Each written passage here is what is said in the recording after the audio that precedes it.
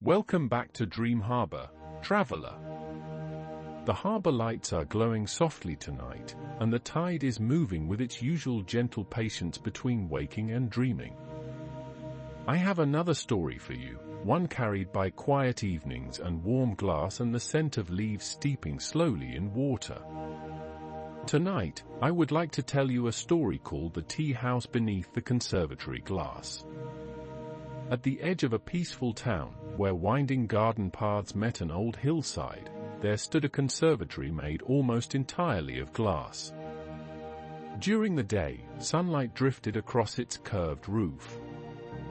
At night, the stars reflected softly in its panes. And beneath that vast canopy of glass was a tea house unlike any other. It was not large. It did not need to be. A few wooden tables rested among flowering plants. Narrow stone paths wandered between ferns and citrus trees. Small lanterns hung from beams overhead, glowing with warm amber light long after sunset had faded. Every evening, when the town grew quiet, the tea house welcomed its guests. Not many arrived at once. One or two neighbors. A gardener finishing the day. A musician carrying an instrument case. An elderly couple who always sat near the jasmine vines. People came not because they were hurried. They came because they were not. The tea house offered something rare. A place where nothing seemed to ask for attention. A place where the evening could unfold at its own pace. The keeper of the tea house was a woman named Elara. She had tended the conservatory for many years. No one seemed entirely certain how many. Some people guessed 10. Others guessed 20. A few suspected she had always been there. Not because she seemed mysterious, but because she fit the place so naturally that it was difficult to imagine one without the other. Each afternoon, before opening the tea house, Elara walked slowly through the conservatory. She inspected leaves. She watered flowers. She paused beside climbing vines. Sometimes she adjusted a chair by only a few inches. Sometimes she opened a window overhead to welcome a passing breeze. She treated every small detail as though it mattered. And somehow, it did. Guests often noticed the feeling without understanding its source. The air always seemed comfortable. The chairs always seemed inviting. The lanterns always seemed to glow at exactly the right brightness. The tea always arrived at exactly the right moment. These things did not happen by accident. They happened because Elara spent her days paying attention. The conservatory itself sat upon a gentle rise overlooking orchards. Rows of pear trees stretched across the landscape. Beyond them lay fields of wildflowers. Beyond those fields stood low hills softened by distance. From the tea house windows, visitors could watch evening settle across the land. Golden light would slide slowly over the orchards. Birds would cross the sky on their way home. Shadows would lengthen across the grass. And eventually, the first stars would appear above the glass roof. Many guests arrived thinking they would stay for a short while. Quite often, they remained longer. Not because anyone encouraged them. The tea house simply made time feel different. Minutes drifted instead of passing. Thoughts loosened their grip. Conversation softened. Even silence felt welcome. One spring evening, as pale blossoms opened throughout the conservatory, Elara introduced a small tradition. She placed a large wooden bowl near the entrance. Beside it rested smooth pieces of paper and slender pencils. There was no sign explaining their purpose. Only curiosity. Guests naturally asked about it. Elara always offered the same answer. If you wish, you may leave behind a pleasant thought from your day. Nothing more. Nothing less. The idea was simple. Someone might write about hearing a blackbird singing outside a kitchen window. Someone else might describe the scent of fresh bread. Another person might mention a conversation with a friend. A child might write about finding a particularly interesting pebble. The notes were folded and placed inside the bowl. No names. No expectations. Just small moments. Tiny pieces of gratitude. At the end of each evening, Elara gathered the notes and stored them in wooden boxes. The boxes rested upon shelves hidden behind a curtain near the back of the conservatory. Guests rarely saw them. And yet, over the years, hundreds of notes accumulated. Then thousands. Entire shelves slowly filled. A collection of ordinary happiness. The practice continued through spring. It continued through summer. And by autumn, people had become fond of it. Many visitors arrived already knowing what they wished to write. Some spent the day quietly noticing things, simply because they hoped to share them later. A woman described the sound of rain on greenhouse glass. A baker wrote about a loaf that emerged perfectly golden from the oven. A schoolteacher mentioned sunlight across empty desks after classes ended. A farmer celebrated the first ripe pear of the season. The notes were never grand. That was precisely why they mattered. The tea house became known for collecting small joys. Not preserving them forever. Simply noticing them. Years passed in this way. The conservatory changed with the seasons. Spring brought blossoms. Summer brought climbing vines and fragrant citrus. Autumn filled the glass house with warm colors. Winter painted delicate patterns of frost along the outer panes. Yet throughout every season, the tea house remained steady. Visitors came. Tea steamed gently from cups. Lanterns glowed. Notes accumulated. And Elara continued her quiet work. One winter evening, snow drifted softly across the hillside. Inside the conservatory, warmth gathered beneath the glass roof. Guests sat wrapped in comfortable silence. A kettle hummed gently.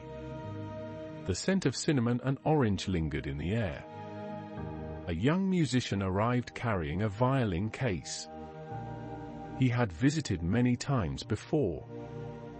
That evening, he noticed the shelves behind the curtain. The boxes caught his attention. There were so many. More than he had imagined. What becomes of all those notes? He asked. Elara considered the question. She poured tea carefully before answering.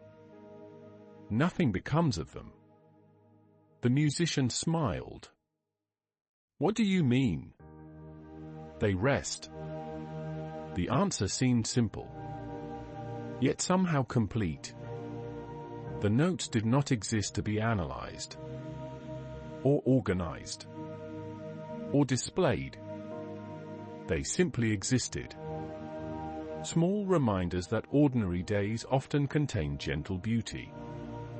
The musician thought about this while watching snowflakes drift against the glass. And he found himself unexpectedly comforted.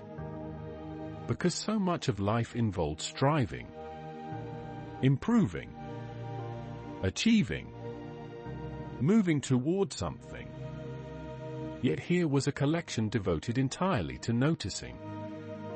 Nothing more. The seasons continued. Spring returned.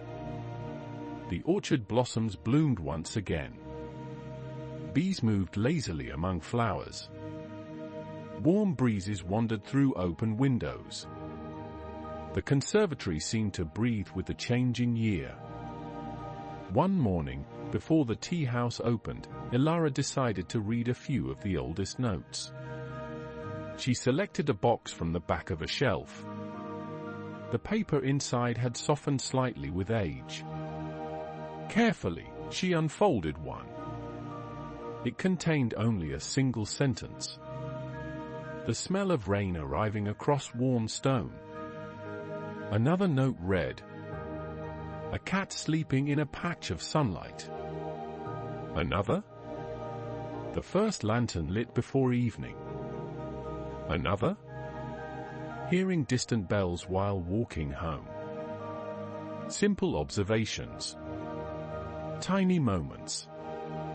Yet as she read them, entire memories returned.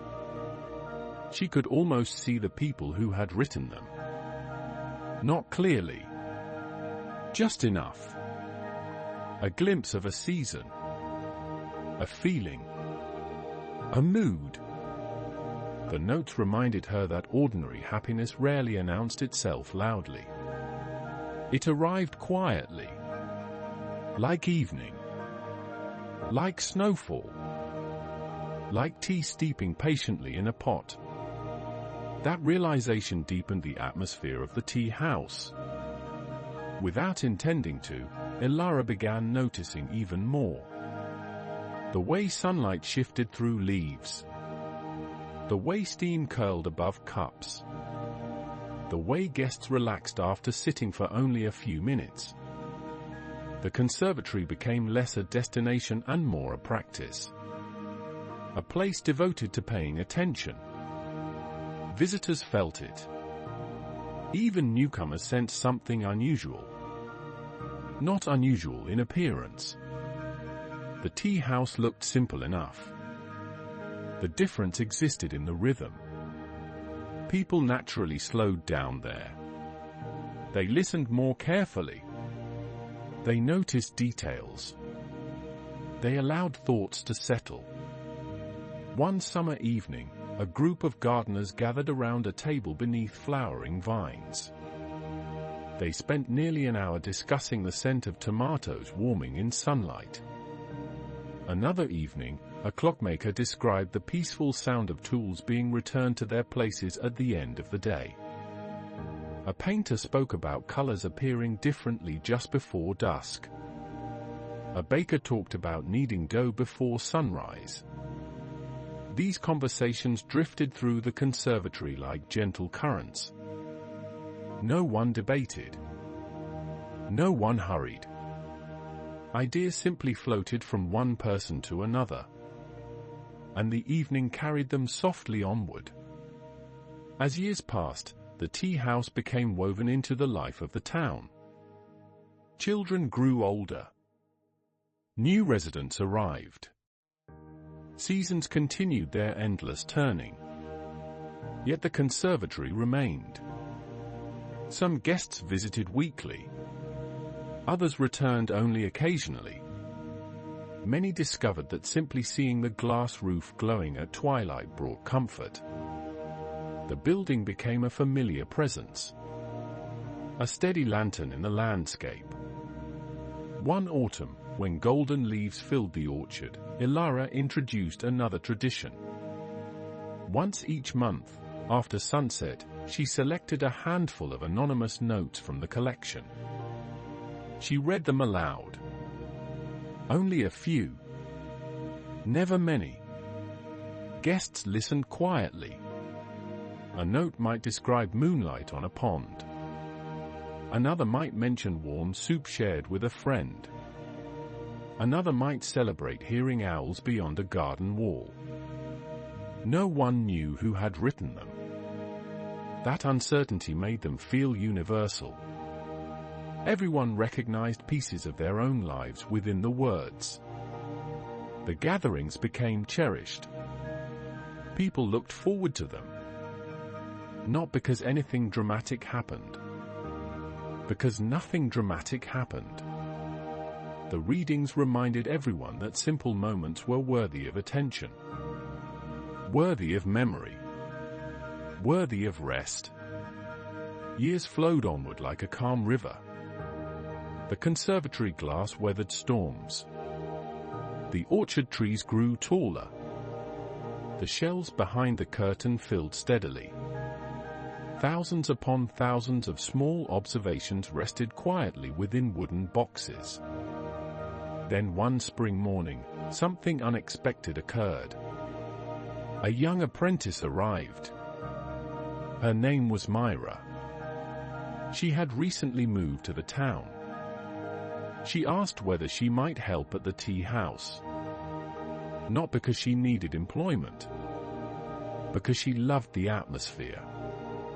Elara welcomed her warmly. Together they cared for plants, prepared tea, polished tables, opened windows, lit lanterns. Mira learned quickly. Yet what fascinated her most were the notes. Not the writing itself, the habit behind them. She began paying close attention throughout her days. Soon she noticed things she might once have overlooked. The shape of clouds reflected in puddles. The sound of bees among lavender. The cool touch of stone walls after sunset. The scent of cedar shells warmed by afternoon light. Each evening, she left a note. And gradually, she discovered something surprising. The more she noticed beauty, the more beauty she noticed. The practice seemed to grow upon itself. A single observation invited another. And another. The world became softer, richer, more spacious. Elara was pleased. Not because Mira followed instructions, because she understood the spirit of the tea house. It had never been about tea alone, or plants, or architecture. It was about attention, gentle attention, the kind that allowed ordinary life to reveal its quiet treasures. Summer arrived again. The conservatory flourished. Leaves brushed the glass roof. Flowers spilled from hanging baskets. Warm evening air drifted through open doors. Guests gathered beneath lantern light. And somewhere behind the curtain, countless notes rested peacefully upon their shelves. The years continued their slow procession. Eventually, Mira became an essential part of the tea house. Visitors greeted her warmly. She learned their favorite teas. She remembered which tables they preferred. She cared for the conservatory with the same thoughtful patience as Elara. The transition happened gradually. So gradually that no one noticed it occurring. One season flowed into another. One year followed the next. And the tea house remained what it had always been. A place where evenings could unfold slowly. A place where attention felt natural. A place where ordinary happiness was welcomed. As time passed, Elara spent more hours simply sitting among the plants. Watching. Listening. Resting. The conservatory no longer required constant effort. Its rhythms had become deeply established. The building seemed to know itself. Lanterns glowed. Leaves rustled. Tea steeped. Guests arrived. Everything moved gently. One evening, as twilight settled across the orchard, Elara sat beside an open window. A soft breeze carried the scent of pear blossoms. Mira joined her. For a while neither spoke. They simply listened. Birdsong faded gradually into evening quiet. The first stars appeared overhead. Finally, Mira asked a question. Why do people love this place so much? Elara smiled. The answer arrived slowly. Because nothing here asks them to be anything other than themselves. The breeze moved gently through the leaves. The lanterns flickered. And for a time they sat in comfortable silence. The years had taught Elara something simple. Most people spent their lives surrounded by requests, tasks, responsibilities, expectations. Yet everyone needed moments of ease. Moments where simply existing was enough. The tea house offered that. A chair, a cup, a view, an evening. Nothing more. Nothing less. As the seasons continued turning, the conservatory became increasingly peaceful. The story of its beginnings faded into memory. The town changed around it. New buildings appeared. Roads shifted. Generations grew. Yet beneath the glass roof, the atmosphere remained remarkably familiar. Visitors still arrived at dusk. Tea still steamed from cups. Notes still gathered quietly in wooden bowls. And countless small joys continued finding their way onto paper. A robin building a nest. Fresh herbs from a garden. The scent of books in a library. Rain against a rooftop. Warm socks beside a fireplace. Moonlight on still water. The collection expanded endlessly. A library of ordinary contentment. By now the evenings had grown very soft. Very quiet. The orchard beyond the conservatory seemed to breathe beneath starlight. The lanterns cast golden reflections across glass. Guests spoke in gentle voices. Sometimes not at all. The tea house no longer felt entirely separate from the garden, or the orchard, or the sky. Everything seemed connected by the same calm rhythm, the same patient unfolding, the same invitation to slow down. And perhaps that is why people remembered it so fondly. Not because remarkable events occurred there, but because remarkable peace did. Night after night. Season after season. Year after year. Toward the end of each evening, after the final guests departed, Mira and Elara performed the same simple routine. They collected cups. Extinguished lanterns one by one. Closed windows. Watered any thirsty plants. And finally, they gathered the notes from the wooden bowl. The papers rustled softly in their hands. Small moments. Small observations. Small gifts. Then the notes joined the others upon the shelves. Resting quietly. Nothing demanded of them. Nothing required. Only rest. Outside, moonlight settled across the orchard. Inside, the conservatory grew still. The plants slept. The lanterns darkened. The glass roof reflected stars. And silence filled the space like calm water filling a harbor. Eventually, even the stories of particular guests became difficult to distinguish. Years softened their edges. Memories blended gently together. But the atmosphere remained. Warmth. Attention. Belonging. A sense that ordinary moments mattered. A sense that life did not always need to move quickly. A sense that sometimes the most valuable thing we can do is simply notice. Notice the evening. Notice the breeze.